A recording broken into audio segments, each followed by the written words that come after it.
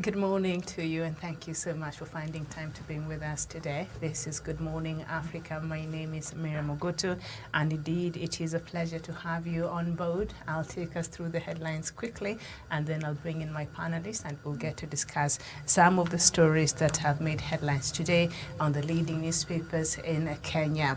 We start with the Daily Nation. The main headline: did he talk himself out of a job? As far as political options are concerned, Wiper leader Kalonzo Musyoka finds himself between a rock and a hard place. Frustrated in the deputy president hunt, he can't officially quit Azimio and can scarcely wage a lone battle. His options are growing thinner and thinner. The story is on page 4. Suspicious push. A high-ranking Azimio official said yesterday that the party rank and file feared that the selection of Kalonzo Musyoka could lose the coalition votes, while other sources within the union told this newspaper that the push by both Ruto's and Musyoka's camp to have Wiper leader named Odinga's running mate was suspicious. The story, I think, is still on page 4, and we shall look at that. World Health Organization warns on obesity apps. Millions of people are piling on weight from the food delivered to them via mobile food delivery applications, and now experts want the industry to be regulated. The story is on page 10. Tribunal to hear judge's Graft case. That is the High Court Judge Juma Chitembwe is one step away from being removed from office over alleged gross misconduct and misbehavior. The story is on the back page. Confusion and congestion as Form 1 reports to school. That is on page 2 and 3. The Standard newspaper this morning: the man said to be Ruto's deputy, with slightly over a week remaining for presidential candidates to pick running mates. Tharaka Nithi Senator Kithure Kindiki emerges as a favorite to deputize Kenya Kwanza leader in a short list that also had Gachagua as a contender. The story is on page 4. And Azimio's big U-turn on running mate interviews. The 7-member panel to pick running mate for Raila now says it is not mandatory for candidates to appear before them. I mean, this circus, when will it stop? But offers chance for anyone wishing to be heard. That is on page 15, and suddenly this is a conversation that we shall be having. JSC judge in a Sonko case to face tribunal. That is on page 5. Government's new directive on school uniforms. That is on page 6 and 7, and we shall look a bit of that because parents have been complaining, especially those whose children are joining Form 1 for the first time. Others are being forced to buy uniform from schools and other, things that are required, contrary to, I guess, the law. But we shall look at that and see this new directive by the Minister of Education. Rudisha, from track to the ballot. The story is on page 45. The Star newspaper: Raila's new Mount Kenya game plan. He is aggressively touring Ruto's perceived stronghold. The story is on page 4 and 5, and of course the main pictorial there is a parent and his son as they escorts his son to the admission desk during Form 1 admission at Kisumu School yesterday. And Judge Said Chitembwe's career in limbo as JSC starts a sacking process. After JSC starts sacking process, that is on page 2, as Miola Umoja makes U-turn on Raila's August running mate interviews. That is on page 7. And of course, up there, a disturbing state of illness, a girl's belly, a balloon. Kilifi mom seeks for help for treatment. That is on page 3. So that is what we have in all the leading newspapers today. The rest, Dr. Matanga will bring us when he joins for the other headlines from across Africa and others from outside of the continent. I'm joined by Gladwell Kiragu this morning. Gladwell, a very good morning to you. A very good morning to you, Miriam. Good morning to our viewers. It's my pleasure to be on the platform this morning. All right, so it is nice to have you. And, yesterday we were having the conversation and we were wondering why even Azimio thought it a good idea to form this panel and carry out these interviews, for the people who perhaps wanted to be running mates, to be deputy president in the Azimio. So now they have abandoned that. But we shall come to that in a very short bit. First of all, I'd like for us to look at the government's new directive on the school uniform. I think it's a matter of public interest, and so many parents have been, complaining. Okay, so the story is on page 6. Form 1 students reported yesterday with many parents complaining of difficulties in paying fees and buying school requirements. In Nyanza, a number of schools had to bend some rules to allow learners from poor backgrounds to get admission. This came as parents complained of tough economic times. And it continues. For private schools, however, the process was a sharp contrast at as different academies that the Standard newspaper, visited. Things are going on smoothly. But there's something that, parents have been seeing, complaining about, Kirago, and I'm sure you've come across that. The issue of now certain things being purchased from the school by force, and when you purchase them from school, the schools have really hiked these prices, and that has made it so difficult for parents to afford to buy the uniforms and other requirements, and also pay for the school fees at the same time and have their children admitted. And of course, the government has spoke about this matter, and it has given some directive over this matter. But, the heads of schools don't seem to be to be respecting these directives from the Ministry of Education before, despite the fact that these are public schools. Yes, Miriam, and I'm actually pitying the parents who are admitting, most of the Form 1s or those who are joining students they are enrolling their kids to school.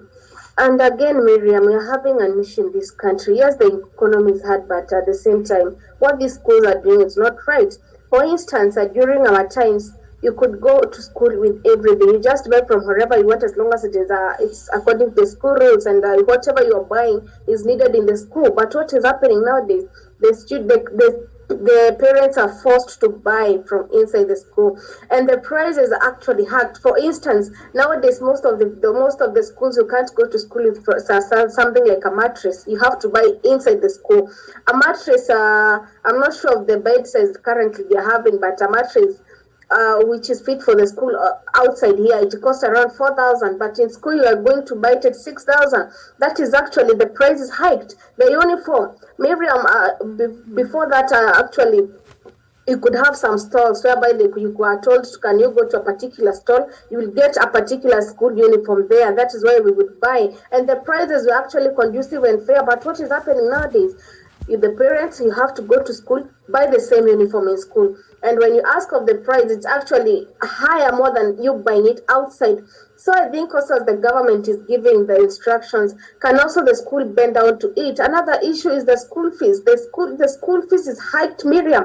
I'll shock you, because they just reported yesterday to school, and they're coming back for midterm this month, the 26th of May. That is when they are breaking in for midterm. Mm-hmm. Miriam, let me ask you a question. A student was enrolled to Kisii, and maybe that student, he or she resides in Thika or maybe in Kirinyaga, and was sent to Kisii. Miriam, you know the fare from Kirinyaga to Kisii, and that child needs to be at home for midterm, a midterm that's only lasting for 2 to 3 days. Actually, are these even midterms necessary? Wherever they are, that parents need to go back with the school fees. That child needs shopping back. That child also at the same time also needs the necessary equipment and necessary things that are needed in school. Again, with these school regulations, when you're reporting to school, yesterday I saw a parent suffering. Alikuwa anatafuta rim paper. Yes, they are rim papers. Yes, they are the types of J copy and others, but the school purposely needed the Orion. Miriam, hiyo rimpepa mzazi alitafuta kakosa. She had to buy the JK. Unfortunately, when she went with the JK, she just came back with it. So no, this is not the rim paper we are using. We need the Orion. Alitafuta, the Orion is nowhere to be found. So you can also see, they want the quality things, but at the same time, can you also understand that we are having tough times? Understand these parents. Mm-hmm. And when you brought up the issue of the rim paper, I think sometimes also these specifications they give one might wonder, are they colluding with the manufacturers of these items so that perhaps the head teacher or this, I don't know, the person responsible also gets to get a kickback out of it? That's why they insist on a particular, because a ring paper is a ring paper is a ring paper, right? For exams. So for the school to insist on just a particular one, and I've seen it not just in that but also in other items, it appears as though the school management, maybe the head or a certain somebody there with some interest, they've colluded with these manufacturers so that they're able maybe to get that at a certain price, and they're able to get something out of it. And the government has cautioned secondary head teachers. I'm reading from page 7 of the Standard newspaper. Head teachers against turning away students over lack of school uniform. Education Cabinet Secretary George Magoha said any student who has a uniform resembling that of the school he intends to join should be allowed to learn until when he or she will be able to afford a new outfit as demanded by the school. And I think I agree with that, because parents, as you've said, I mean, the kids will be coming back home towards the end of this month, and others just joined yesterday, and the rest who are continuing in the rest of the classes. So it's really going to be a very short education year, and that means a lot of pressure for the students, that means a lot of pressure for the parents, and of course a lot of pressure for the school and the teachers as well, because they have to teach and a lot of things have to be done in a very short, almost half amount of time they would normally do it, because the school year just started. But the issue of public schools just doing whatever they want, the head teachers there, we've seen the government try to regulate even the school fees, the tuition. But we've seen other schools hiking the prices, like you've rightfully mentioned there, Gladwell, and they do it with impunity. And I think things like this, especially when it comes to education, this is where the government must come in very, very hard. One, to protect the children who otherwise will not be able to go on and complete their education or even join these schools because of this exorbitant fees that these schools are illegally adding on, outside of what the government has given as the school fees that is supposed to be paid, because education is very important. Education is very important. I think it is the equalizer, and it will be unfair that what we have is a system of education that only favors, the children from whose families can afford to pay. So I think it is unfair. This new directive by the government and the Minister of Education is very important. But we need the Minister of Education to take the matters of the fees hiking very seriously. Some parents cannot afford to take their kids to schools, and these children performed very well, and they've been called to these nice schools, government schools, but they can't afford because of the money that has been increased there. And this is something that has been a problem, and we've seen parents complain, but the Ministry of Education, I don't think has taken any action, because public schools, it has to be clear, it is not for profit making. It is to allow the children of this republic to have an opportunity, despite of where you're coming from, to have an equal opportunity to go and learn, because you've worked hard to earn your place in that school. So to see that some kids are missing out because of some monies that they're not even supposed to be paying, I find it very sad. And I don't like the manner in which the Ministry of Education is handling this matter. I don't know what you have to say to that before we move on. Miriam, let me tell you something. In Kenya, everything now is business. Including education, it's a sort of a business too. Miriam, Mwai Kibaki the late introduced free education. What happened to the slogan? It died. Miriam, you'll be shocked. The kids just opened yesterday. But coming next week when they're going to do their midterm, most of these kids will be rotary going back home. Reason being, they have been sent home to go collect exam fee. Miriam, for example, primary schools, the school is flooded with people. There are so many students in there whereby you find a class, a teacher is dealing with almost 100 plus students. And that 100 plus students, that is just one class. He or she, that student, is needed 100 bob. For example, for him or her to sit for the midterm exam or the end term exam. Now do the calculation of the whole school. And maybe, for example, a class 4 has got 4 streams. So calculate 100 bob for the whole school. How much money does that school hold at the end of the day?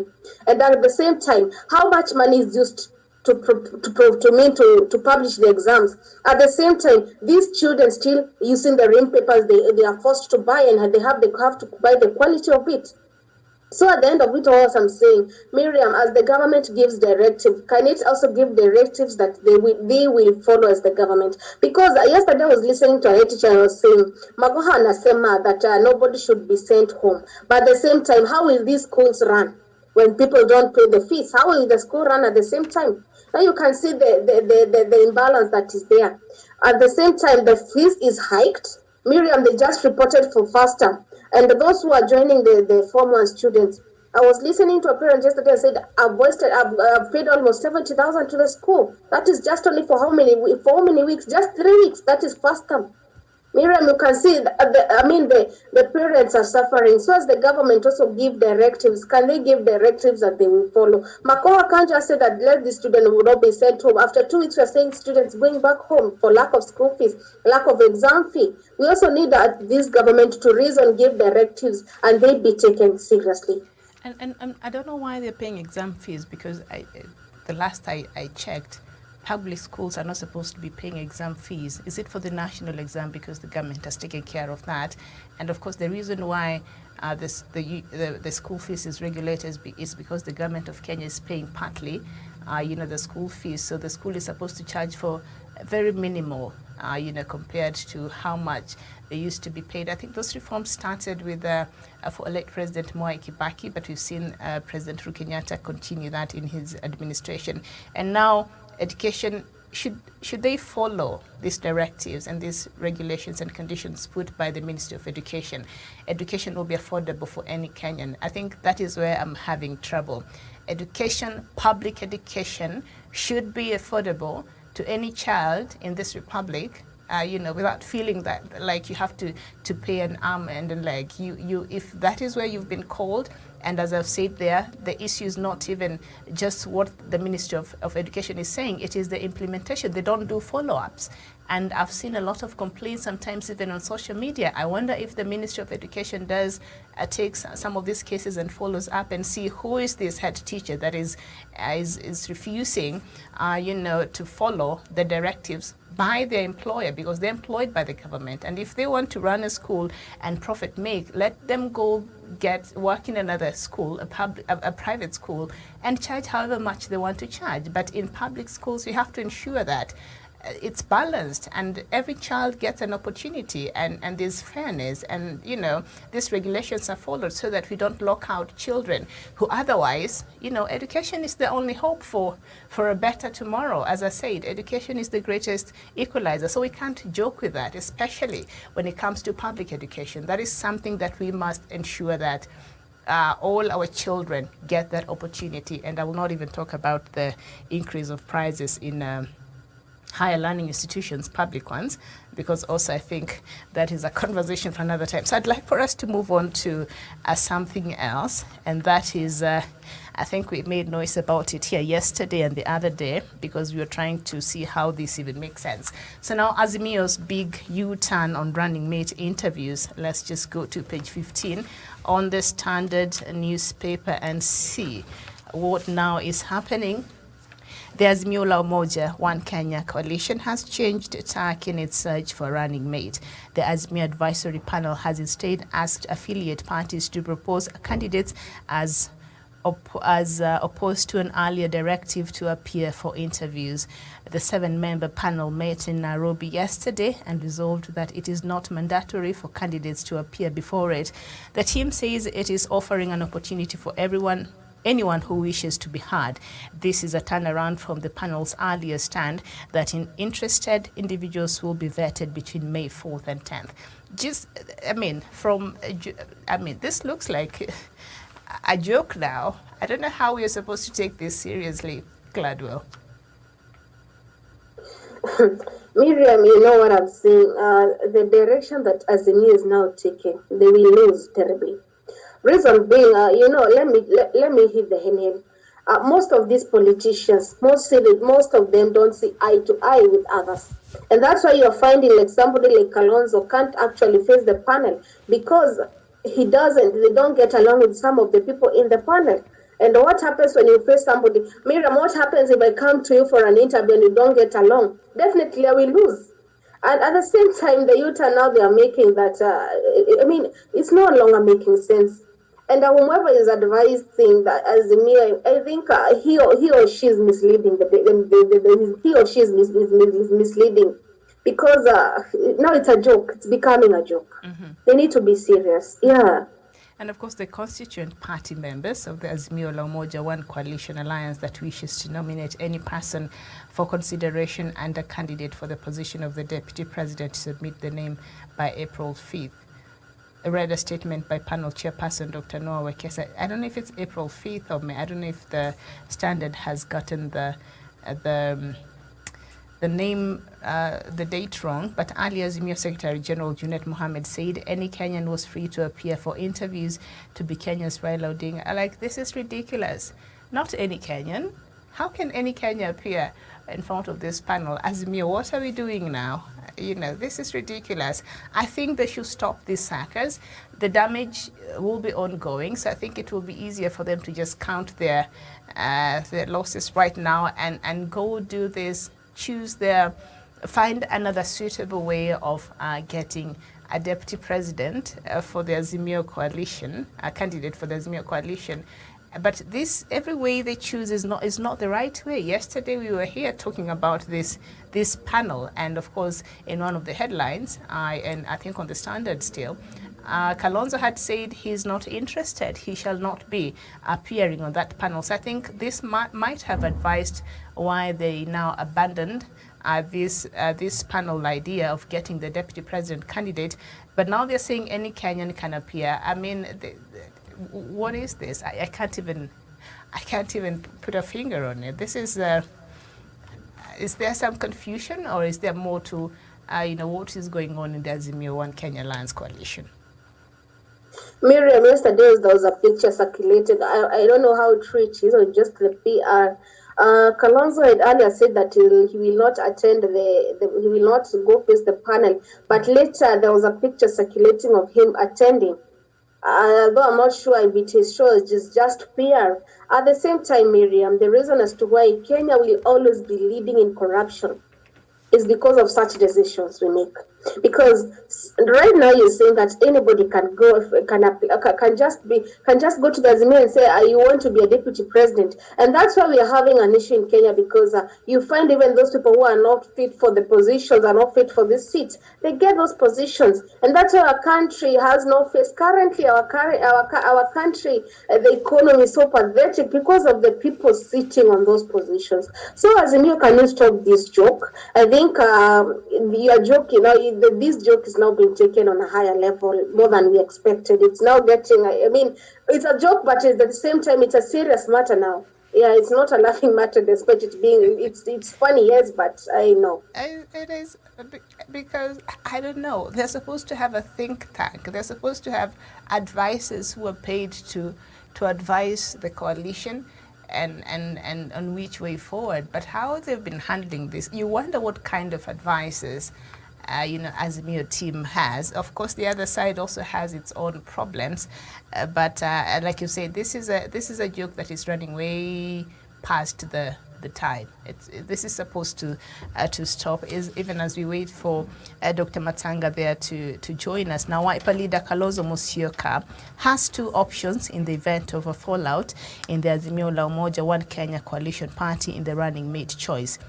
But only one is entirely within his powers: walking out of the coalition party as an individual and charting whichever political path he wishes, including backing Deputy President William Ruto's presidential bid. This would be the only way to wriggle out of the coalition agreement Wiper signed with other parties to the coalition party, which has fronted Mr. Raila Odinga as its presidential flag bearer without attracting a legal action. So the Daily Nation is just trying to outline some of the options that Kalonzo perhaps have in case he does not feel comfortable staying in Azimio One Kenya Alliance anymore.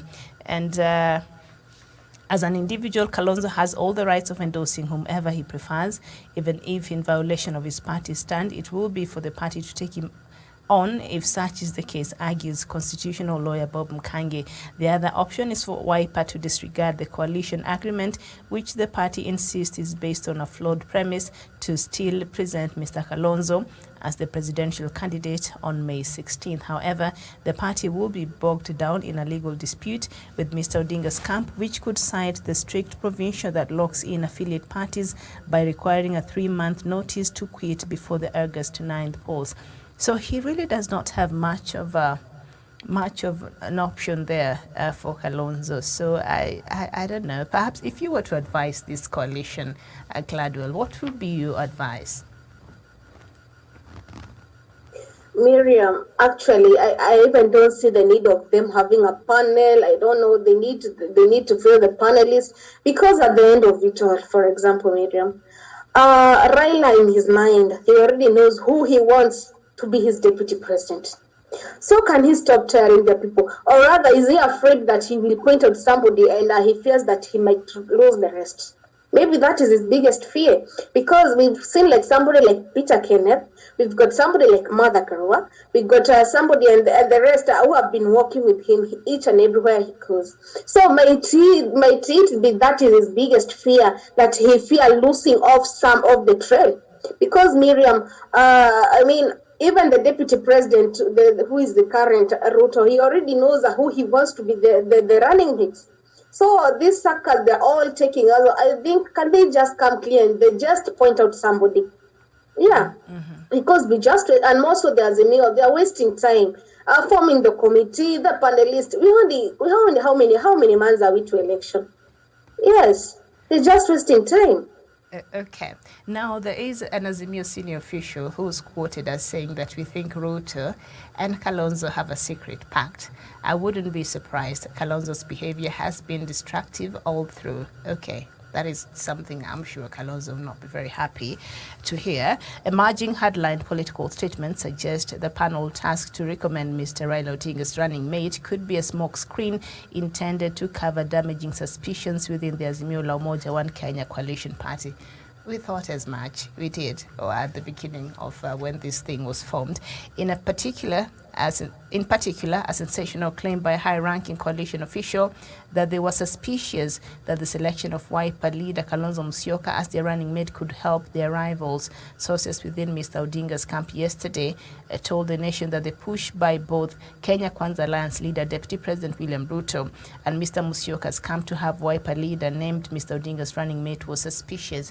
And I think because it's not like Kenya Kwanza does not have its own problems, but for the past few days we've been seeing them busying themselves with the issues of One Kenya, One Kenya Alliance coalition, and Azimio One Kenya coalition, and you wonder, do you not have the similar issue that is plaguing your camp? Why don't you decide on that? Because we shall move on to that headline on the Standard newspaper. They are having the same struggle in finding and settling for a deputy president's candidate. So why is it, and so many Kenyans are wondering, that DP Ruto now has so much say as to who Azimio One Kenya Alliance decides to pick? What was the interest about? And these suspicions here from some of the affiliate members in Azimio Party that it could be, they're suspecting that Kalonzo could be having a secret pact with the DP. Do you think? Miriam, I won't be shocked. Miriam, I won't be shocked. And the reason, I told Doc the last time, Kalonzo is never to be trusted. I'm lucky I'm in TikTok, and I've been seeing Kalonzo's TikToks, by the way. Something he posts. He's on TikTok? Something he posts. Yes, he is. And he has so many followers, I think 1,000 plus. He has reached, I think, 10-point-something K. And all his TikToks for the past 1 week just all about the deputy president and the handshake that happened in 2018. That is what he's been posting lately. And he has been posting some other funny things. So I would also be shocked. They're having a secret cup of tea together with the deputy president. I won't be shocked. It won't be something new to us. After all, Kalonzo never makes a stand. He just goes to wherever he feels that the cup of coffee is sweet. Yeah, it won't be a shocking news to us. He never makes a stand anyway. Okay, all right. So anyway, now there's new suspicions. I don't know how this will work out for Azimio, and as this continues, I think there are also other parties that are part of the Azimio that are wondering, that even joined the coalition before Mr. Kalonzo joined. Of course, after Kalonzo joined, then now we've been having all these issues. Before that, there seemed to be some level of quietness and harmony going on in there. So I don't know. It's a rocky boat for Azimio. Miriam, I don't know what he brought yesterday. Miriam, yesterday I was talking with somebody, and he happens to work in the top government yesterday night, and he was telling me the reason there's confusion between the two parties. After all, it all ends with Mount Kenya. Because for example, when Azimio gets a running mate from Mount Kenya, it will sway the Mount Kenya to vote. At the same time, if the UDA part also get a running mate from Mount Kenya, they also attract the voters to vote. So at the end of it all, it's a tug of war between who wins the Mount Kenya. And I've seen today in the morning, Raila is trying a new tactic to tackle Ruto in the Mount Kenya region. At the end of it all, it is who will win the Mount Kenya region. We saw as if it's not playing a bigger part, but at the end of it all, it is playing a bigger part. So I think that is where there's a tug of war between the Mount Kenya, who will win the Mount Kenya, and more so about the running mate from Mount Kenya. Okay. All right. And I think a similar case of trying to find a suitable deputy president for even Kenya Kwanza coalition. The main headline on the Standard newspaper this morning: the man said to be Ruto's deputy, with slightly over a week remaining for presidential candidates to pick running mates. Tharaka Nithi Senator Kithure Kindiki emerges as a favorite to deputize Kenya Kwanza leader in a short list that also had Gachagua as a contender. Let's just go to page 4. And I've seen something trending on Twitter early in the morning, and people are saying, because of this headline, it has elicited a lot of reaction. How would you prefer Kindiki, and yet Gachagua has been the one with Ruto from day one of the key members from Mount Kenya region who have been supporting and have been on this walk with the deputy president from the get-go, and now you want to give Kindiki? And so a lot of people are saying, and Gachagua apparently has spent so much of his money in campaigning together with the deputy president, so they're feeling this might be someone is being shortchanged here. So people are not happy about this. But let's just read and find out what the story is about. The team tasked with recommending a candidate to be Deputy President William Ruto's running mate for the August 9th elections have zeroed in on Tharaka Nithi Senator Kithure Kindiki.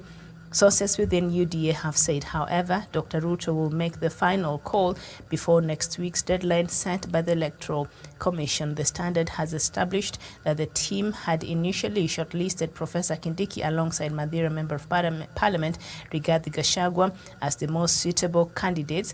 The two hail from Mount Kenya region, which has 5.8 million voters.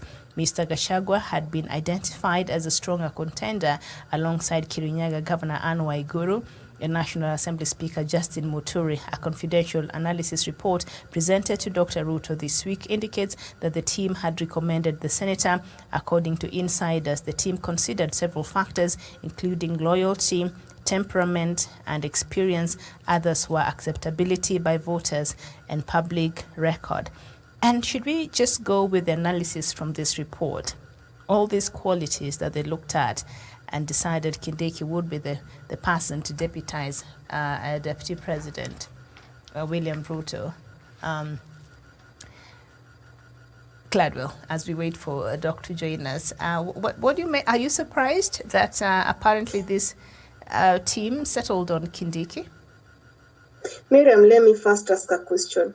I think UDA, when they're doing the things, and out here, as they say, the WSR, they're all saying that they want somebody who is young to lead them. So those who are being chosen as the running mate, are they young? Because at the end of it all, in UDA, everything is all about the age. Is Kindiki and the rest young? Is he young to be the deputy at this president? point, age is not even a factor here when they're choosing. No, it still is. Miriam, if you walk to these people, it still is. It still is an age, actually. Hey, it's something I really don't know. And that's why I've asked such a question. Is he young to lead us? It's because on paper, that's what they seem to be saying, but really we know it. At the same time, it doesn't matter. At the same time, Miriam. Yeah. At the same time, Miriam. Yes, you said those people who have been supporting Ruto too and working with him all through. But Miriam, supporting him and what you bring into the table is something else. The same thing that is still happening to the Azimio team. Somebody like Peter Kenneth and the rest have also been working with Bob all along, but at the same time, what have they been bringing to the table? It's all about the integrity of somebody and about your reasoning capacity. Some of these things, some people like regarding Gachagua, I don't know if you've seen the scandal that actually fell on Dr. Matsanga. I don't know if you followed the conversation. Now you tell me, us having such person as a deputy president, where will the country lead to? Okay, so Mr. Muturi, go ahead, Doc.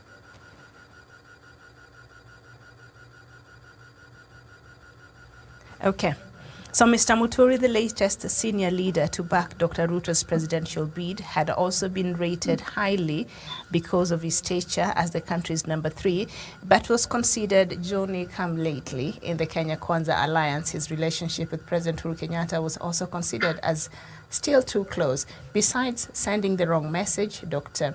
Ruto's core supporters who have stuck with him over the years, picking Mr. Muturi, a Democratic Party leader, would also have opened a door for more demands from other coalition members such as the Amani National Congress and Ford Kenya, among other. Sources within the team also said Mr. Gachagua scored highly, but the team considered that Nyeri produced Kenya's third president, and this was going against the equity test within the alliance. His other strength was that he comes from a populous region, Nyeri. So if it is just about equity test, to be honest, then maybe they should have picked Musalia, who is not from the region totally, if we're really looking at equity.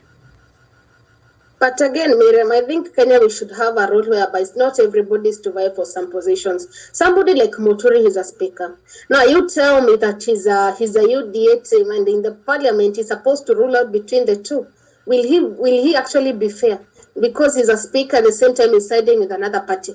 Will he be fair? I think in Kenya we need to have some rules that not everybody should vie for some positions. Because as a speaker, you need to be neutral. You can't just favor one party. You need to be a neutral guy. If this party has a problem, you face it out. But now what are we saying? I mean, he's just siding with one side. I mean, that is not fair. That is not even right. At the same time, Muturi is also a friend to our president. So now tell me, where does he fall actually? What is his stand to? Can he stick to being a speaker? I think that is where it fits him. Can he be neutral? Can he stop playing politics the way he is doing? He's already not doing that, so I doubt he'll go back to being neutral and all those things that is expected of a speaker. But at this point, we're joined by Dr. David Matanga. Doctor, when we look at the kind of headache that is also ongoing in Kenya Kwanza, it is amazing that they still have time to poke their nose into the issues, the same issues that is plaguing Azimio One Kenya Alliance.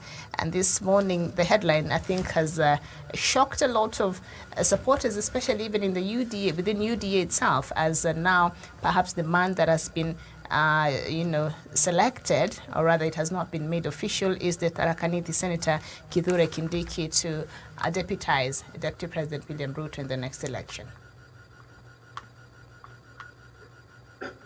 Thank you very much, Miriam. Thank you very much, listeners, viewers across the globe.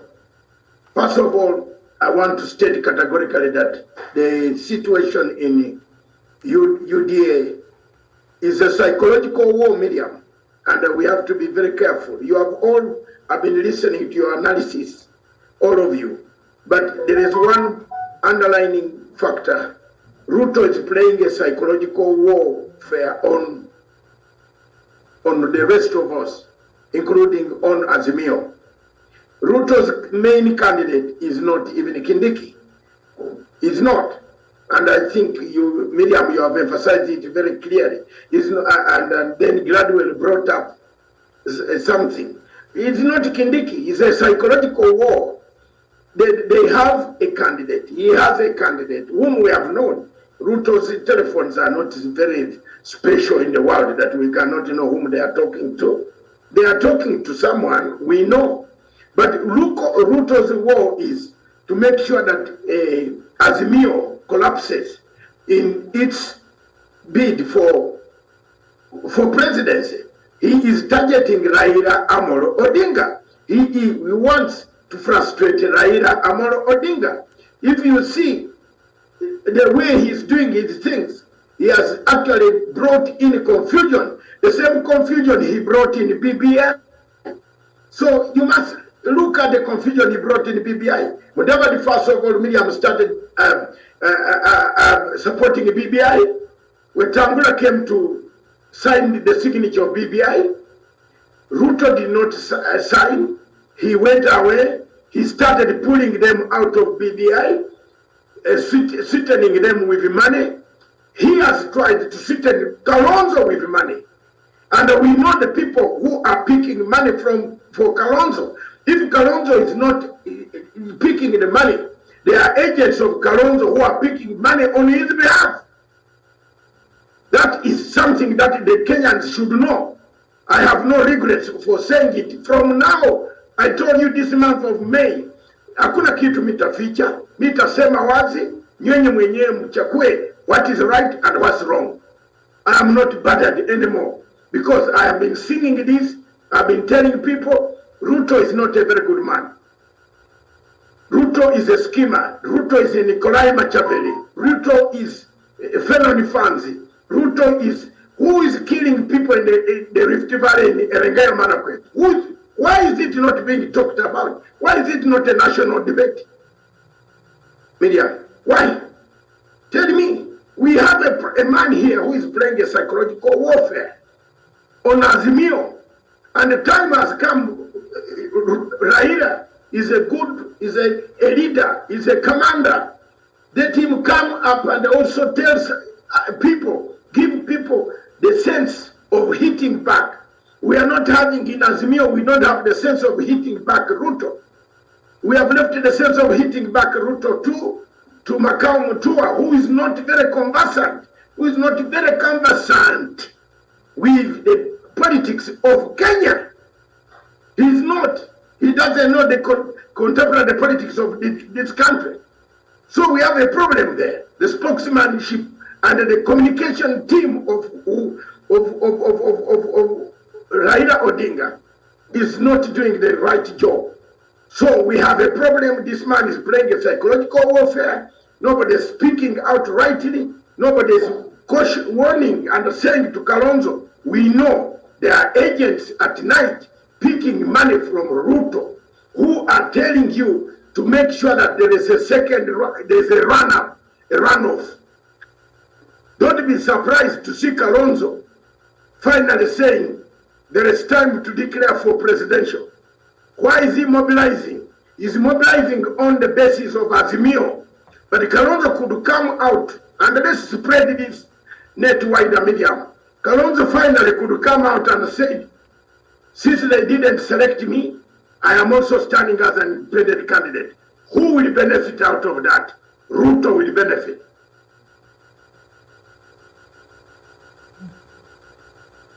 Ruto will benefit.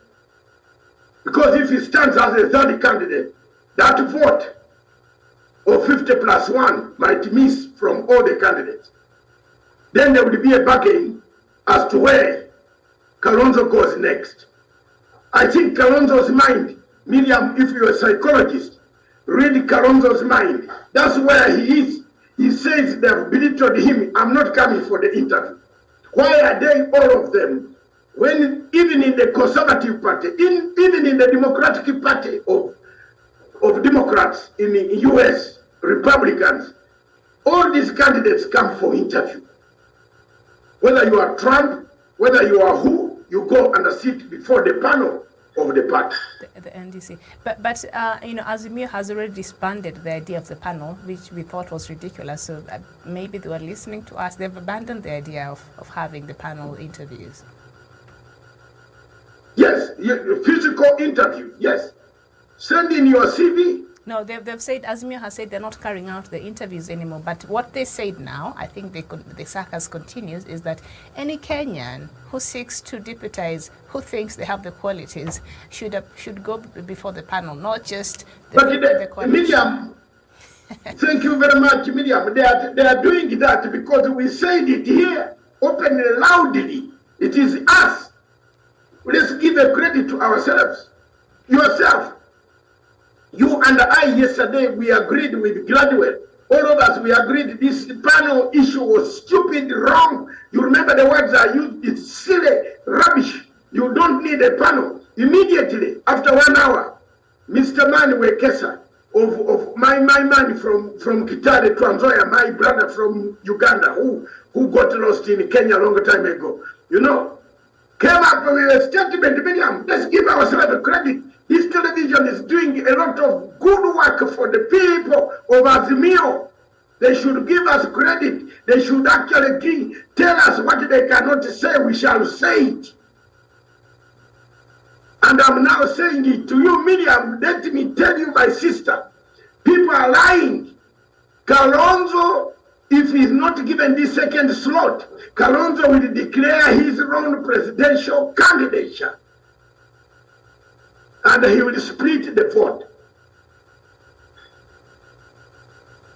But we were just going through the legal implications of that. If he decides to leave this coalition, there are some legal implications because they did sign some documents, and according to the coalition agreement, he has to give the coalition partners at least 3 months notice that he wants to leave before he's able to go and run again. So that ties him in there. Miriam, anything in Kenya can happen, my sister.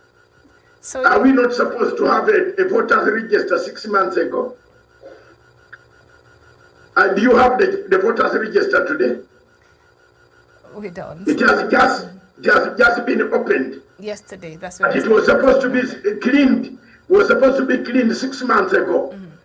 Anything in Kenya can happen. That law can be bent for the sake of Kalonzo. Have they not bent the law of naming presidential candidates to 16th?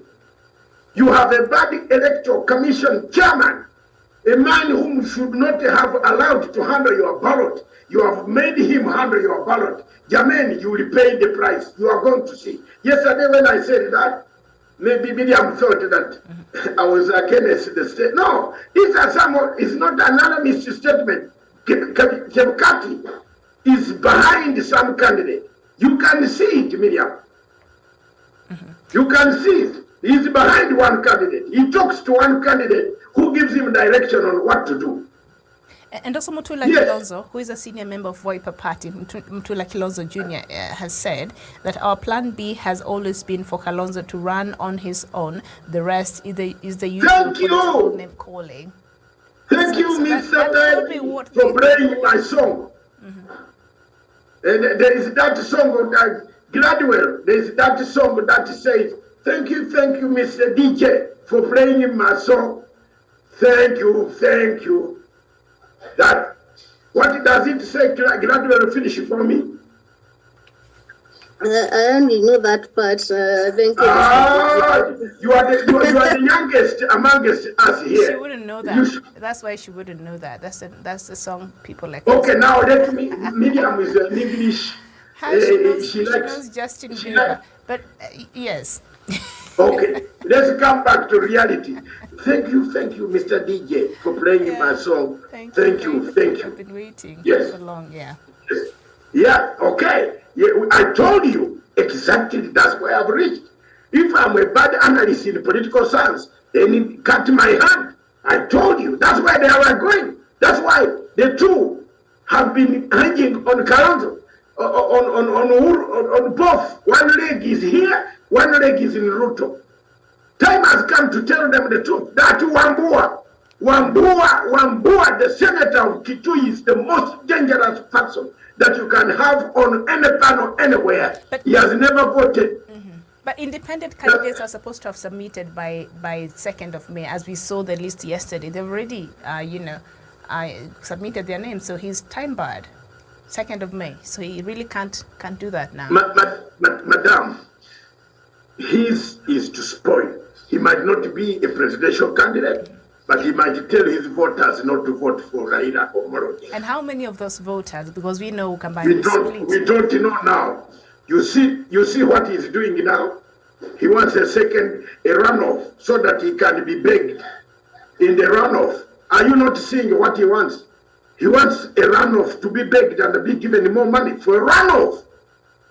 Because when it is a runoff, we shall beg him. We shall need his vote. And don't be shocked, in the runoff, he could join hands where Mudavadi is. Have you seen? These guys sat down and they took an oath that never will they again support Raila Amolo Odinga. Media, get these facts very clear. The three of them had an oath with Tangula, Mudavadi, and Kalonzo. Kalonzo is a Christian. He should not come to church and tell lies. He had an oath with these guys. The two buggered out because of good money. They left. They joined Ruto in looting spree for more money to come from George Soros and other funders in Africa who are giving them money, whom the government knows.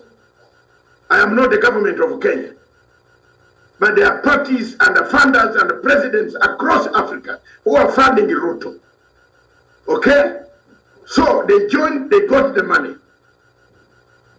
I'm not the government of Kenya to find out. I'm not a security agent in Kenya. I'm just an investigative journalist. That's my role. And my role is to find out. When I find a story is worth to be told, I tell it. Like the story of money laundering, I've told it. It's not me, it is the notes of Interpol. They are the ones that I'm picking. What Interpol is doing in Paris are the notes I'm using. Whom are they looking for, Miriam? So I'm now telling you, these guys had an oath. They sat down, they had an oath that they should never in their lives ever support Raila Amolo Odinga again. But unfortunately, Kalonzo, because Uhuru Kenyatta likes Kalonzo, can you hear me here? Uhuru Kenyatta is one person who has stuck on Kalonzo. He's been pleading for over a year now. He's really been pleading for. He has stuck on Kalonzo. And Kalonzo should pay Uhuru Kenyatta handsomely, give him a gratitude, because His Excellency President Uhuru Kenyatta has never left Kalonzo out. Everywhere, he has never left Kalonzo out. He's given him an ambassadorial flag status in the whole region. Why is he paying us with this type of currency? Because he has seen rooted money wired from Nigeria. How do you sell your family? How do you sell your family? How do you sell your family to people to marry your children to get money? This is not very good in Africa, surely. If this is the type of Africans that a country like that is going to hand over, I'm sorry, David Masang. I'm very sorry. I'm very sorry. Let me be poor. Let me be, call me all the names that you want to call Miriam. I'm happy. Insult me. But I will not sell my child for money. That you marry my child because I want you to marry my child, then you give me money.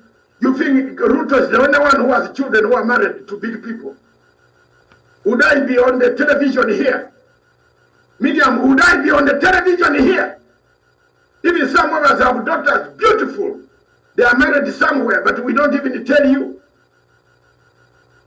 But I can't tell my daughter that he married, then give me some money for us to do our business. Unaona, this is very bad politics here. Very bad. So why that Nigerian came here to marry Kumbe is a money launderer. Now what the hell is this? You see, they even came on my television. I am now finding out something which I did not know. To dent my name. You see that? I wish I had known. I'm very, very upset with this. I'm now seeing the details that I'm receiving immediately are coming all the way from Interpol. They are not from Kenyan police. That there is someone they are looking for in Kenya on red alert, and to prove that if Ruto thinks he's a kingmaker, why can't he fly to Dubai? Now, let's go to Turkey. I will buy a ticket, and I will see who will come back. But I will fly back with my teeth very open. Sina shida huko. A red alert is not very good for a nation, Miriam. So let's come back to the topic, which is very serious. Topic is... And one senior Azimio official was quoted as saying that we think Ruto and Kalonzo have a secret pact. I wouldn't be surprised. Kalonzo's behavior has been destructive all through. So this new suspicion in Azimio party, Azimio coalition, as we know right now, time is of the essence for anybody who is seeking any elective position in this country, especially for these key coalitions. These new suspicions and wrangling, how will it affect this coalition moving forward? Miriam, we have basically 2 months to campaign. And if you think I was telling a lie, have you seen that? There you are. They have a secret pact to dismember Raila Odinga. And we are walking around here that we are collecting panel. We are calling a panel. Panel seat here, panel seat here. Panel seat for what? My ball, what? What panel seat for? To do what? Which politics is this of a panel, Raila? Raila, Your Excellency, Prime Minister, what are you trying to do? That panel here, panel here. You know, no, you know the person who can make you happy as a president. This is not a matter of life and death. Even if they defeat us, make a decision, sir. But Doc, not the person who will make him happy, want the person who will serve Kenyans. His happiness, he can find it else. No, but you can't serve Kenya when you have a character and a caricature of a man called Samoi Sangoi Sakotigi, what? When you have such a lunatic serving you as a deputy, can you serve? Mm-hmm. And do you know those are some of the qualities that disqualifies Gachagua from being the deputy of the deputy president? They're looking at, it's like he's mirroring the deputy president. They're saying because of that, he's not suitable for him to deputize. I was just reading through the list that now they found Kithure Kindiki to be a suitable candidate, and they were comparing him with Gachagua, and some of the things that perhaps in terms of his leadership characteristics could be those we see now being exhibited by the deputy president, and they're saying because of that, no, we will not have you deputized. How wonderful is that? How wonderful is that? Exactly, you're asking. How wonderful. The trouble, and the Gladwell don't wait for to be called, because the DP does not want similar problems he brought to his boss. He's saying, give me somebody who I can actually listen to. Gladwell, exactly. Gladwell, pumping, coming. Because if you keep quiet, we shall be talking alone until the end. You know, when I come on the show, that is what I do. So I have a lot of words. So Gladwell, what is your opinion here? Doc, I'm actually listening to you, and I had already given my opinion on that. Oh, but what was your opinion? I didn't listen. I was in and out. Doc, what I'd said, actually, with what is actually happening in here. Okay, her power is not stable. Yeah, but it's okay. Yeah. So Ruto does not want anybody like him to deputize him. No, he's not. He's not interested. He's not. You know the MCA of Thuku, Kiruga Thuku. is the main point man of Gachagua, and Ruto in Othaya. And go to his own Facebook. He has written something which Miriam, go to my Facebook there. I've just pasted it there. He says no Gachagua, no vote, no UDA in Mount Kenya. That's what he has said. And Kiruka Fuku, you remember the Kiruka Fuku, the MCA who likes Ruto in Othaya? Yeah. That's the, yeah, and he has written that. Mudavadi has said anybody else but Gachagua, they will be okay with that. Okay. So what options now for Ruto? That's why we also need a team this side to play psychology. Apparently it is me and Miriam and Gradwell playing psychology on Ruto. I'm not playing psychology. I'm just looking at the... No, we are not. The facts are playing. We are stating the facts, but at the same time helping Azimio. To be honest, Azimio has no people. There are no people talking like those days. They need to fire their think tanks and advisors. Yes. They have a problem. This other guy has got a lot of think tanks. Unless they he has sharpened this mess is strategy. Yeah. And he's telling lies all through. On the Facebook, they have disappeared. The lies have disappeared. Because some of us are their family. We are being insulted, but we have never given up. We are being besmirched, prostituted. Our name is blackmailed with so many things that even someone says, you have never gone to school. I've never gone to school. I am not bothered. I have been to school. How did I get a job in Sky News? I did not lie. They check my numbers. You can see one student number that made me to be where I am. So I don't bother about those things. You know, they write so many things. Oh, I have impregnated a house girl. If the house girl is good mannered, what is the problem? Where is the child?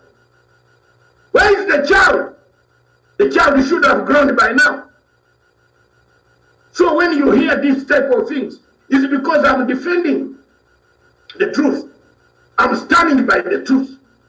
I'm defending the legacy of President Uhuru Kenyatta. I am not bothered. Will you reach my age? You who is even insulting me, you have never traveled to more than your town. Never. You are in Kericho insulting a man who has traveled 136 countries in the world. Stupid. Well, watch out. So do I care about those, Miriam? Do we start caring about those? We are defending Azimio. Azimio should fire its think tanks. If we switched, Miriam, if we switched sides today, which God forbid we shall never, and started saying, Muizi, very good Muizi, good fish, you will see how many people will be on our platform. They will start, you see, but we are not that way. We are firm. And therefore, the point that you have raised, this suspicion of a night agreement that have taken place where Kalonzo thinks that he has a fallback position. The decision must be made now and quickly. We don't have time to waste in boardroom for 6, 10, 16, 12 days, next week, 10 days. You are wasting time. In fact, if you ask, Azimio is now paying for that hotel where Wekesa is staying free and enjoying some benefits. I know them. If you are giving retirement, soon after that team finishes. Now listen to me, Miriam. The team has very good people. My Bishop Njenga, I like Provost Njenga. And the Provost Njenga, wherever you are, listen, you preached until I converted. I converted to real Christianity. I could not miss All Saints Church in 1985, 86 until I left Kenya. Brother, you are the healer. The miracle of me leaving even the last Sunday, for me to leave Kenya to go, because Moi wanted to kill me and kill us. It was your miracle from that church. Provost Jenga, I want to tell you this today. But don't waste time with some of these guys. You are going to see they are going to a retreat. Miriam, they are going for a retreat, while Ruto is not going for a retreat. Ruto has sat in his compound and sat down and now sending us a pseudonym. Try this one. And the page standard newspaper, a pap editor, Weka Uyu. Tomorrow you are going to see. They are going to float another one. Miriam, wait, they are going to sell another one. Now that one is a a decoy, so that we fix on Tharaka Nithi, and maybe we also now look for a candidate who is suitable. But Ruto cannot come up and say Waiguru. So Waiguru has been now making noise also that she is fit to be the woman. So when we tried Waiguru, Martha Karua, Ruto brought Waiguru. Okay? When you try Kalonzo, Ruto brings Mudavadi. Have you seen the problem here? So Ruto is gambling. That's gambling. There is no strategy there. He's gambling. He's waiting. And I am sure Wafula will tell them. So if I were Azimio, I'll wait until 11:56, 4 minutes to midnight on 16th of that day, and deliver my name. Past the working hours. No, 4 minutes before midnight. I said, Miriam, sorry. 4 minutes before midnight. Yeah, and I think that's Deputy President must be thinking the same, because they all want to, surprise all of us with their choices. No, what you do, Miriam, in that situation, then you don't supply the names, and you will see Chebukati will not cancel your name. We have to operate strategy. One of the tactics in political science that I studied is spin doctoring. Ruto does not go with the name. No. Who will stop Raila from running? Who? Where are you? Who? We shall keep our name until midday, until past midnight. Then he calls us. Chebukati will call Raila. Where is your name? But don't worry. Before it reaches Chebukati's laptop, we shall have it. Doc, I think, let me reason it this way. I mean, we are having an issue with the two parties. For instance, the people surrounding the two parties. And the two people, for example, the circle that is surrounding Raila and the circle that is surrounding Ruto. The circle that is surrounding Ruto is made of smart thieves, and I'm sorry to use that word. The like of Kimani Ichung'wah, the like of Dende Nyoro and the rest. Now let's look at the circle that is surrounding Raila. A circle that knows the truth, a circle that has its stand, but a circle that is quiet. The likes of Peter Kenneth, I think Peter Kenneth has been so quiet lately, and the rest, they have been so quiet. And that's why you can see it's like Azimio, the fire they had is a little bit, it's shaking. This morning, Doc, I'm not sure if you're aware that they had, in Karen, they had prayer in the morning. They call it prayer breakfast. I think, if I'm not wrong, it was live in the morning in Karen, in Deputy President's place. So we can see, I mean, as Miriam said, also the advisors who are advising Raila, they need to be fired because they're not doing justice to Raila, I think. Yeah. Yes. Okay. Now, Mr. Rigave calls me a Ugandan warlord. Mr. Kiruga Fuku is. I want to thank you very much for calling me. a Ugandan warlord, but I ceased to be a warlord a long time ago. I negotiated peace, but the truth is that this is your account. It's a verified account which I've checked with Google and Facebook. It is you who wrote and said, no Rigathi Chagua, no Gachagua, something like that. That we are peddling. It's not a fake account. You see, one of the things, Miriam, that I've seen here is when you discover these guys, do you not see that when you discover them, they say it is a fake account? The only man who has never said there's a fake account, my account is one. I have never faked an account. Never. It's only one. You can get it, you can insult me, you can call me all the names. But my account is one. And it has remained one. Even Facebook knows I am very, very loyal on some of the things. So they peddled it. They sent it out.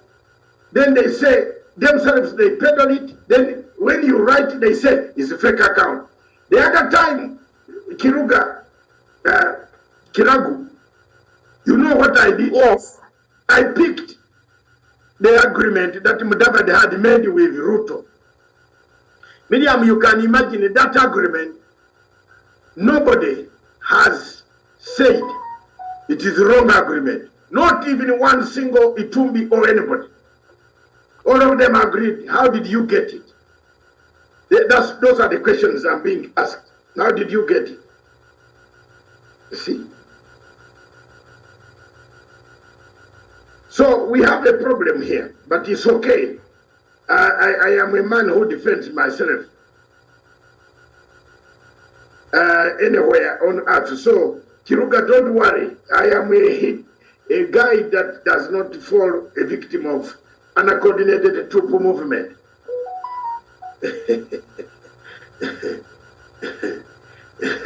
So,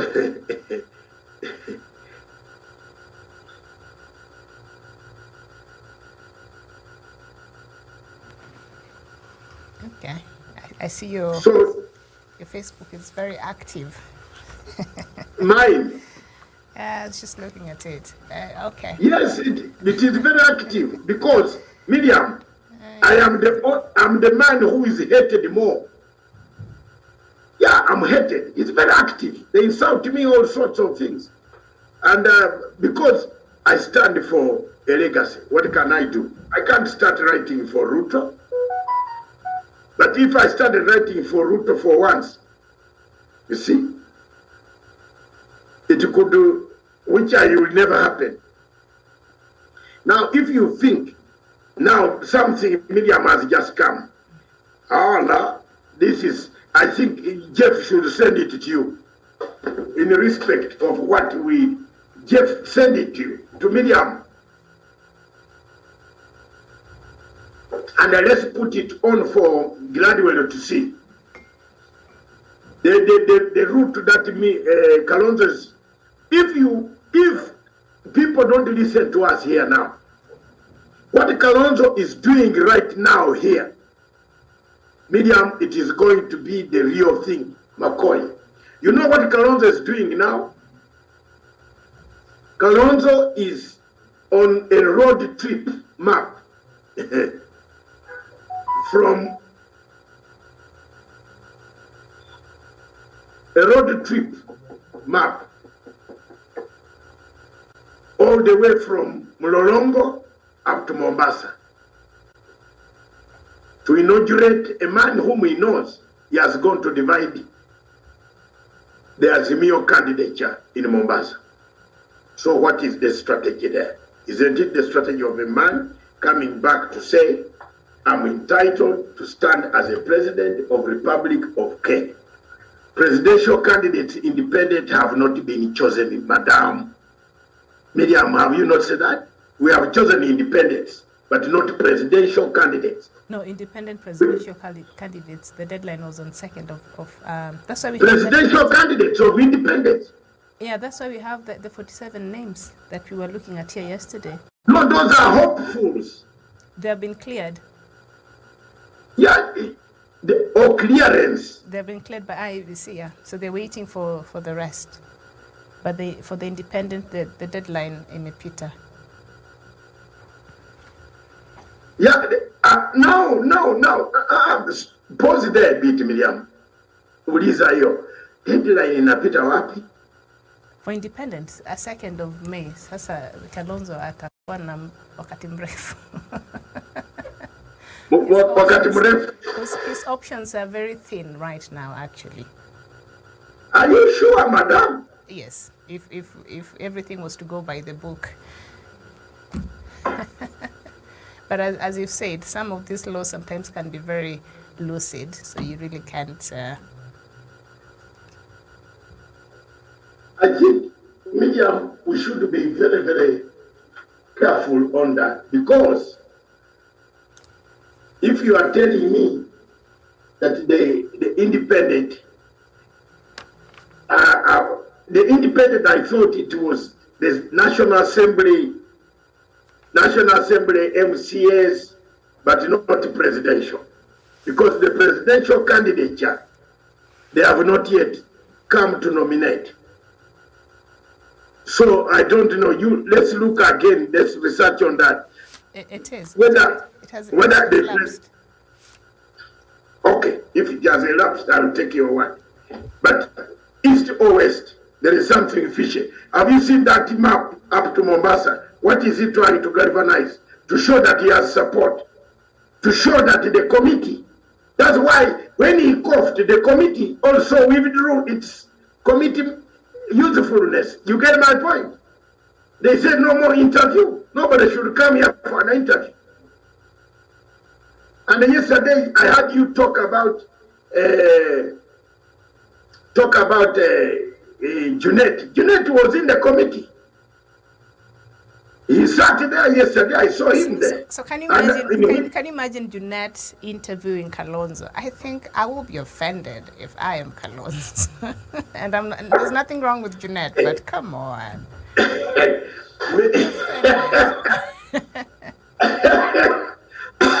It is a tragedy, Miriam, but here we are in Africa. I'm happy they've discovered it was a terrible mistake, but I think the damage has been caused. So maybe they just try some damage control. I don't know how they're going to spin this now, but let them take these things to the boardroom. Let them have these talks behind the scenes, and then they come out with one voice. This public display of disunity and all these other shenanigans that you're seeing, I think is not helping the coalition at all, and they're allowing room for the other side to come in and mess up things. These are things that should not be playing out in public. So the advisors and the think tanks, kwa hiyo coalition, you're dropping the ball, I think. And even the other side is also struggling with the same. Yeah, they have dropped the ball several times, Miriam. So what can we do with them? The advisors have dropped the ball. You are right on that. So the advisors have dropped the ball, and we have picked the pieces. We have picked the pieces.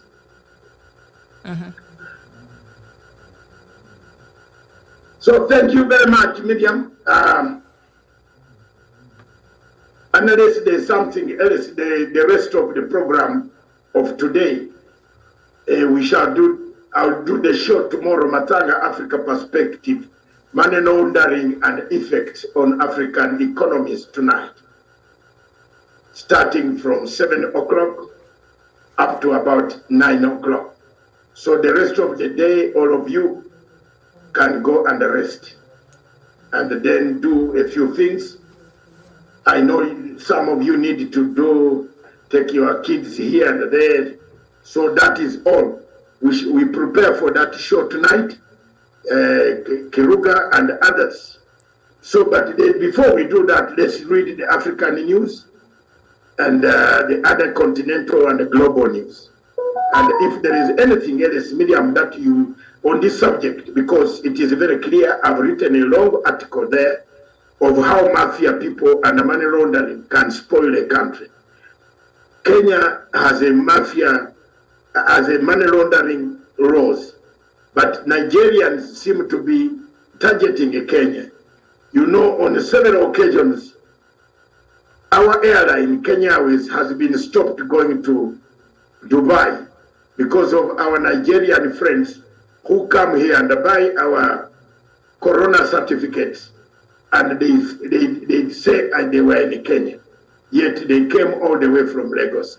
The plane stopped. We lost money. So a network has been established between Lagos,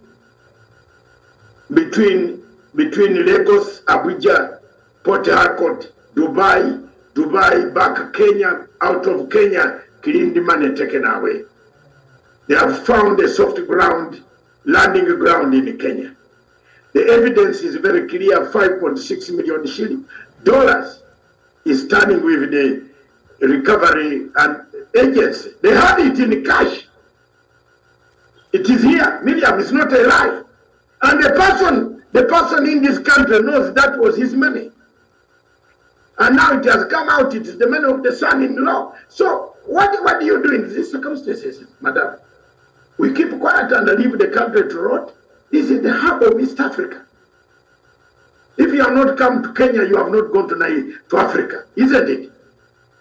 Uliza mzungu anasema, where did you come from? How did you enter Malawi?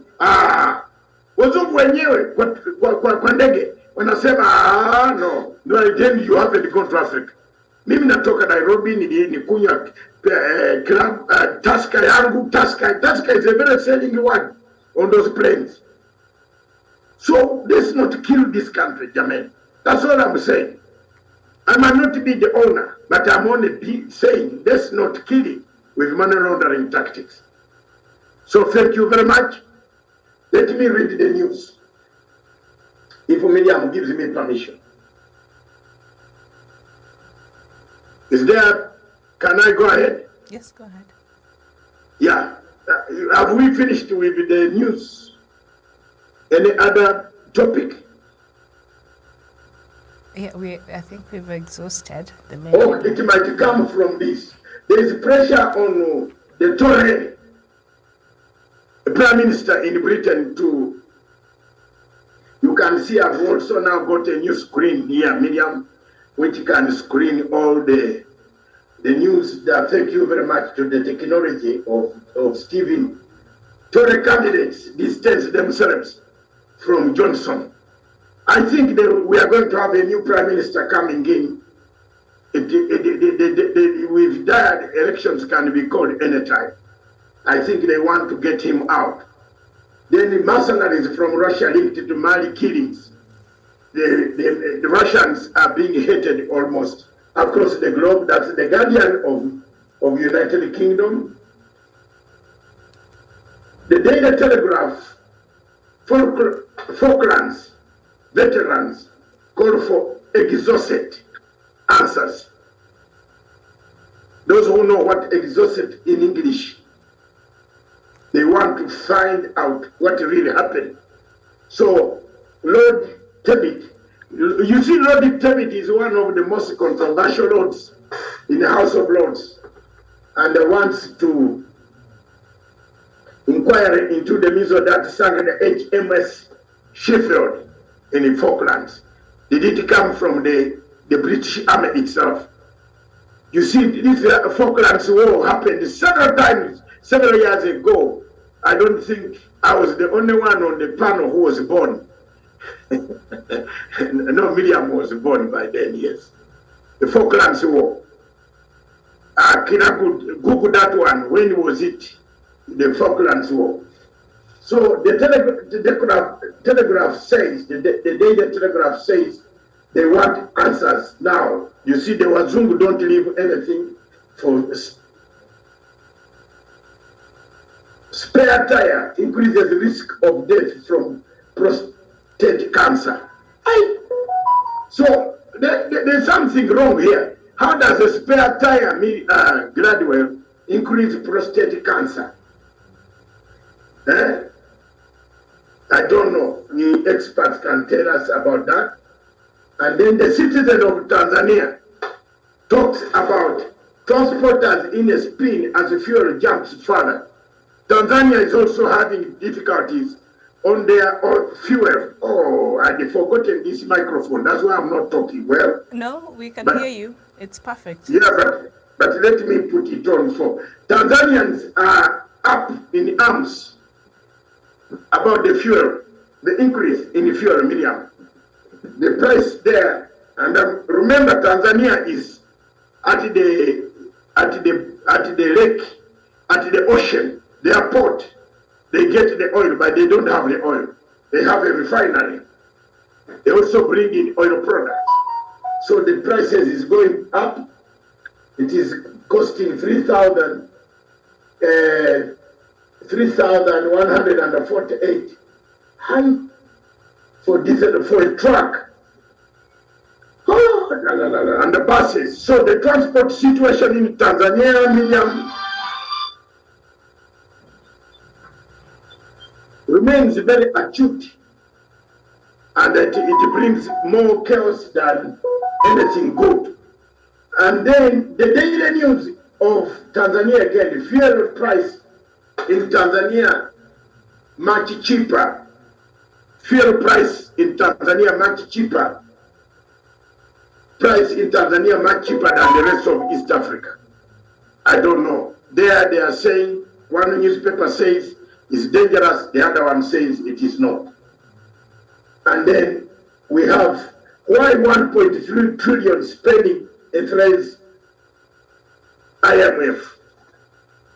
You see, do you not see that, Miriam, a few weeks ago we talked about Madame Suluhu. Why is she not, you asked a very serious question. Why is she not attending the East African meetings and sending the foreign minister or the deputy? Why is she not signing? Do you know that the strategy I discovered last night from a Tanzanian friend who told me she's busy marketing her country abroad? And if you look at the number of tourists who have left Tanzania, Kenya, and cancelled, go to the other side because of the election in Kenya, you can agree that she is busy positioning, charming the foreign investors to come. The Minister of Education in Uganda, New Vision, Madame Her Excellency, the First Lady, Madame Janet Museveni, has said new directives on schools cost cutting. Schools in Uganda dropped students very early in the morning at 4:30 a.m. The bus is dropping students, and then the students leave at night at about 8 o'clock. He says this is not good at all. They can't have good studies. How do they study, Miriam? How do people study when you are dropping them at 4 a.m.? 4:30, you are dropping your child at school. It's endangering children. So she has come in, and over 20 killed in a grisly morning accident scores hospitalized in Uganda. And accidents and road accidents everywhere. And now in Uganda, Parliament opens up fish more trade. I don't know, world trade. Instead of world trade, even in these newspapers, we pay the editors make mistakes like Matanga, you know, who might not have a PA. My PA, Gladwell Kirago, doesn't even come at my rescue to correct. So they are saying more trade, it should be raw fish war trade, not more. Is there a word called MAW? Can you Google it? Maybe that is the Nation. The Daily Monitor is the day of grief as 28 killed in accidents across Uganda. That's the headline. And then the Central Bank of Uganda is is making the Central Bank of Uganda makes the loans very expensive for people to borrow. So how will they borrow? Miriam, you are an expert on Kenya, on that country called Uganda. And I like the way you handle it. I like the way you are handling it. So thank you very much. Daily News of Zimbabwe said party jobs, Muturi over rising. The party jobs Muturi over rising prices. The government prepared to announce new measures, mitigatory measures, yes, mitigating measures on prices. You see, there is one thing I've said about the Zimbabwe economy, media, which people have not taken me seriously. And it is high time the President Mnangagwa, you see, what you can do about the Zimbabwe elections, Zimbabwe economy, is holistic approach. Holistic. Start afresh, medium. Start afresh. You can't mix dollar, take it down. Now you are going to Russian ruble. No. When we took over power in Uganda in 1980, we found Idi Amin had eaten everything, including people's tongues. But we put back the economy holistically. The Zimbabwe economy needs a holistic approach. Holistically, remove, start afresh.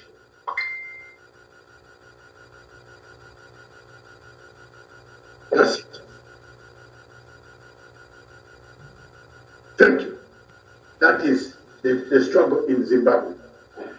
Students, nurses call for shutdown. Oh my God. Nurses in Zimbabwe are shutting down. They don't want anything. The students, universities are also shutting down. And I hope you are showing that the other side. Is it on the other side? Yes. It's a shutdown, and the dates they are calling for on next Monday. In the fees, the country will start shutting down.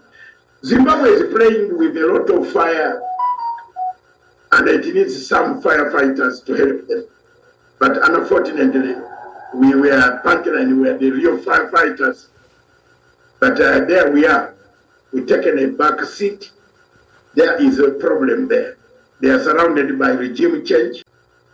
Now UN is giving them more money. Have you seen that problem? Jamen, nobody has condemned Buhari for doing what he has done, but they have instead gone to shower him with more money.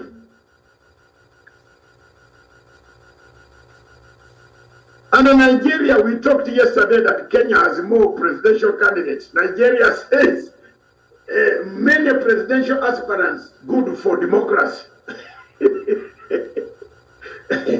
Yes, but Nigeria is 230 to 50 million people. They need more candidates. The Punch, our friends across in Nigeria, the Punch, Buhari received Guterres, and then multiple candidates threatened southern presidency. Leaders won 24 aspirants in the south, the Igbo and the Yoruba, who are in the southeastern parts of, against the Fulani and others in the north. You see there is always divide. So elections across Africa. Every part of Africa, medium, has got a problem because of elections. Suspense as APC orders aspirant to sign withdrawal letter. I don't know who is saying you must withdraw, but President Buhari, United Nations Secretary General Guterres, Secretary to the government of the Federation boss Mustafa, Minister of Foreign Affairs Godfrey Onyene, and the Minister for Finance, they meet Guterres.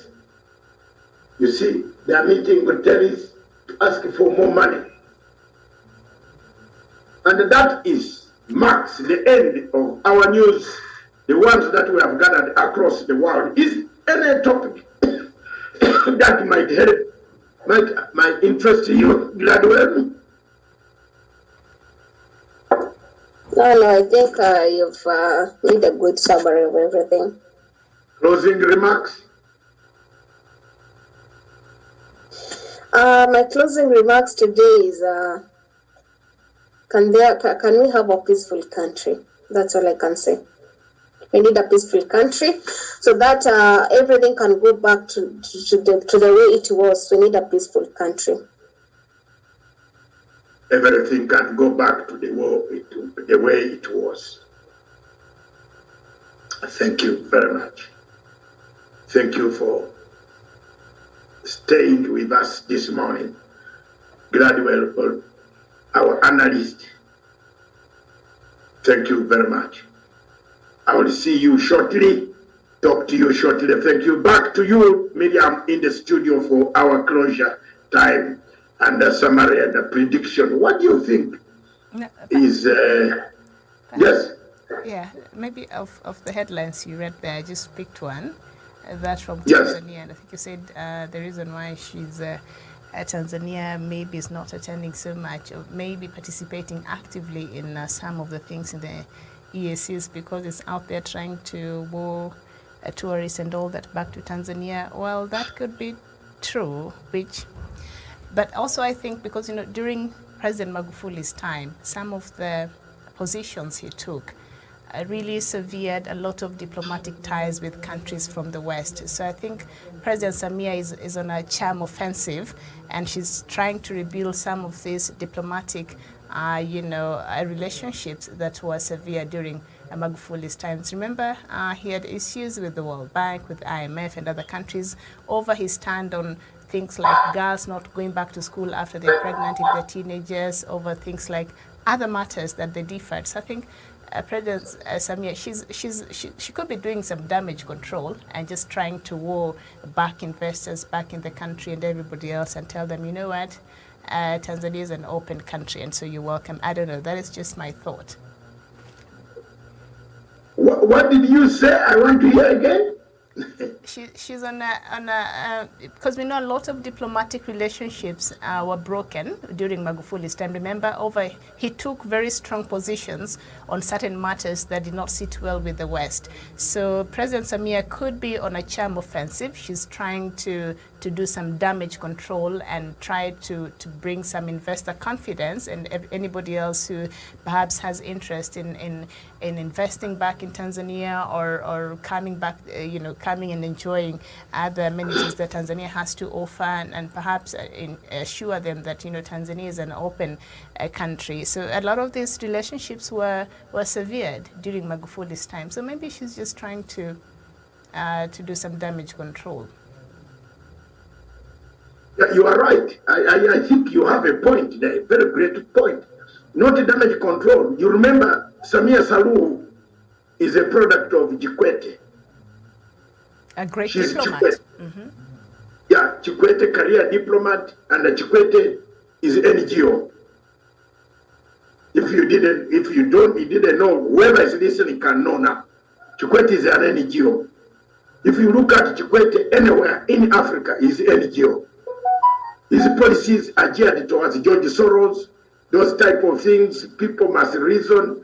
And he built Tanzania, moved Tanzania away from Mwinyi, from Mkapa. Mkapa was a pragmatic, Pan-African stance. And then Chikwete moved from Pan-Africanism to Pan-injury of Africanism. Are you getting the football very nicely? That was, Mkapa was a Pan-African, stood by Zimbabwe and said, you remember during Mkapa's day, Chikwete's time, there was nothing much, very little was said about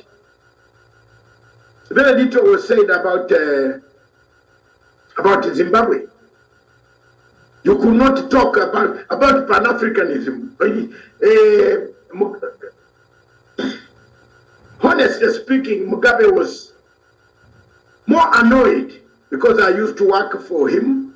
Mugabe was very upset with Tanzania anytime when he hears NGOs from Zimbabwe have flown to Dar es Salaam to hold a meeting in order to come and denounce Zimbabwe. Mugabe was furious. So she is a product of Kikwete, and she wants to remove Tanzania, to bring back Tanzania to the international community. And she says, why she join Tanzania to East African community, when the people, 2 days, 1 month they are very good friends, the second month they are not very good friends, the third month they are back working together, and yet they are the same people, Miriam. They are the ones sponsoring the rebels. So she distanced herself from there. She says she will change Tanzania, market it abroad, make more investment, allow more investment to come in, look at East Africa later. But she's not saying she's leaving East Africa, because she also needs East Africa. Yeah, and I think, to be fair, Tanzania has been active in. It's not like it has abandoned. It has not abandoned the East African community. We've seen President Samia in his functions. If she's not present, she's sending people. So maybe it's just 1 or 2 incidents, perhaps events that we didn't see. But it has been active, and we can see she's been making some efforts to even, correct that outside of what we saw Magufuli do in the past. So, yeah. Okay. We can end now. Thank you very much. And I like her move. So, Miriam, let's meet here tomorrow morning. Okay. Thank you so much for watching. Thank you very much. But don't forget tonight, if you have time, just log in. We have a very good program. We shall run it at night. And congratulations, Wesonga. Good news. Something has happened. I think Stephen should have told you by now. Very good news. I have another granddaughter, child. Should we wait for Wesonga to announce that himself? It's private. No, he told me to do so. On air? Yeah. Okay. It is not a disease. Yeah. It is a blessing to the world. He told me. Okay. Yeah. Congratulations to him then. And congratulations, because very many people know our investigative journalist. We thank you very much for a new added life to the world. Thank you. All right. We'll see you tomorrow. Thank you for watching. Bye-bye. Yeah.